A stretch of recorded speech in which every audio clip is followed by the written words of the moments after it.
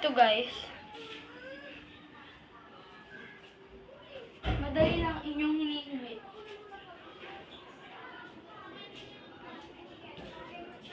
Sapagkat ang inyong diwata paru-paro ay mas malakas kaysa kay Ether. Kaya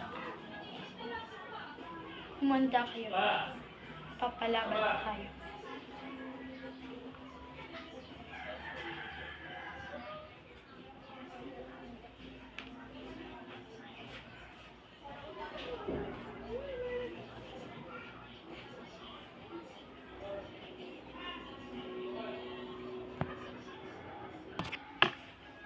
Maaari.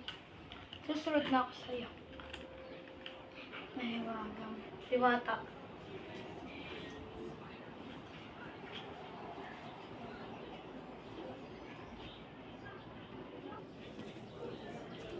Ay, parang mahiwagang diwata.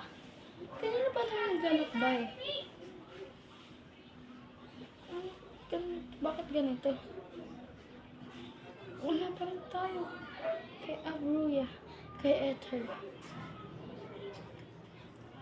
Hindi mo sa iyong mata.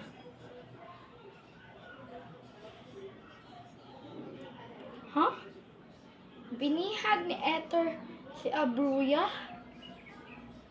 Ang aming tiyahin? Hindi. Hindi. Ito maaari. Hindi! Hindi! Baka ako siya mahiwagang para-para. Aming diwata. Tulungan mo kami upang maligtas ang aming tiyahin. Parang awa niyo lang. Ako inaali ko ang aking buhay para nga maligtas ang aming tiyahin kay Ether.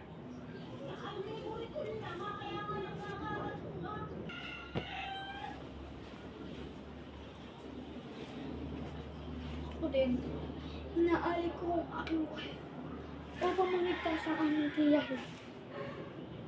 Kaya tara na, matitikman nila ang aking kapangyarihan. Ang aking buong lakas.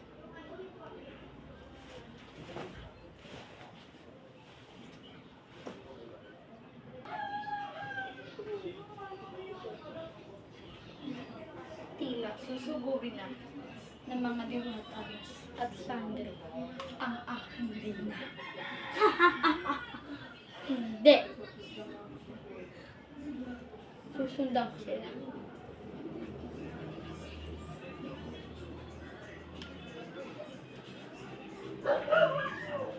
Teka, may nakalimutan mo.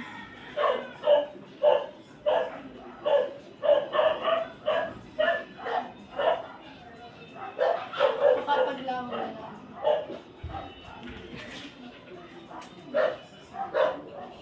Dapat nakarating din kagad. Bakit? Mga kalaban!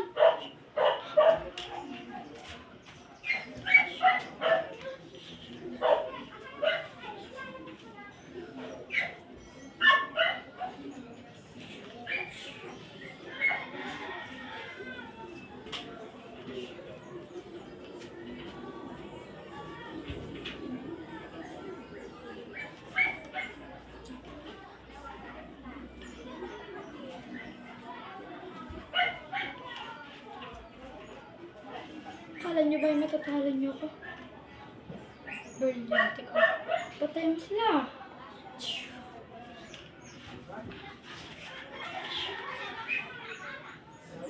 Hubila. Andorra. Sagutin sila.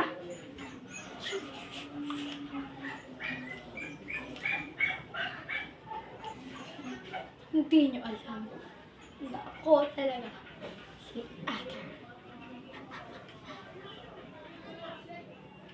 Ako si Ether. At hindi niyo alam dahil kayo ay mga kalaban ko. na mahihina.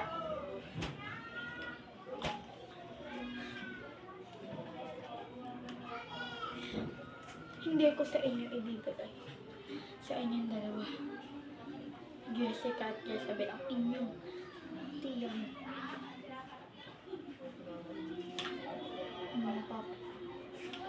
Pag natanong ako, saka na lang.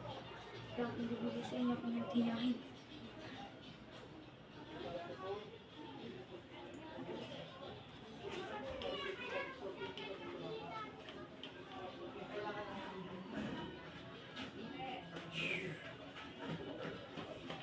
Paglaro na.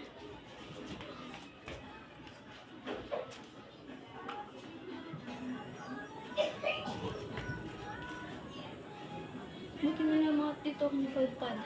Pumunta ng spot ako. Wala, marahil na iwan ko din. Nakabalik.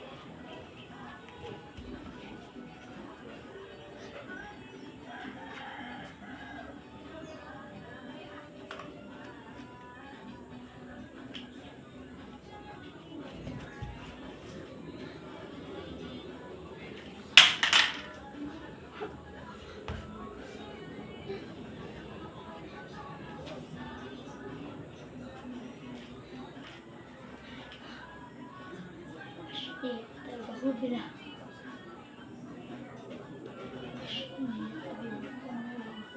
Diwata ng diwata ng paru-paro. Pag ako nakalpas dito, makitayin kita.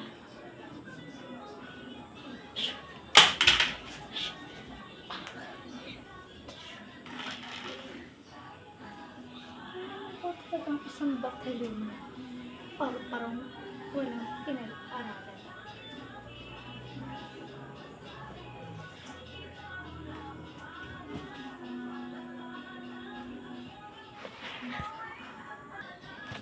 Guys, sa tingin nyo guys, anong magiging kapalaran ng tatlong sangre na mabubuti? Anong magiging kapalaran ni Jessica, Jezabel, at ang diwata ng paru-paro? Sa tingin nyo, mapapaslang ba si diwata ng paru-paro ni Ether? At kung makukuha ba ni